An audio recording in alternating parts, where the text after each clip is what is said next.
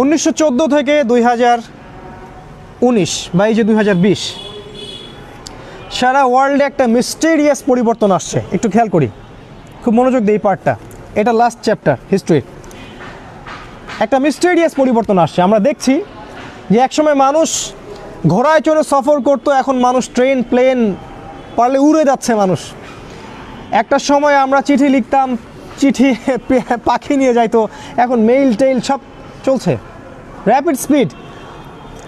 একটা সময় ছিল যখন একটা অসুস্থতায় আমরা অনেক দিন ভুগতাম, এখন খুব দ্রুত রিকভার হচ্ছে, সব কিছু ফাস্ট হয়ে গেছে। এক কথায় আমরা সায়েন্টিফিক একটা রেভলিউশন পেয়েছি, টেকনোলজিক্যাল একটা রেভলিউশন পেয়েছি, একটা মিলিটারি রেভলিউশন পেয়েছি।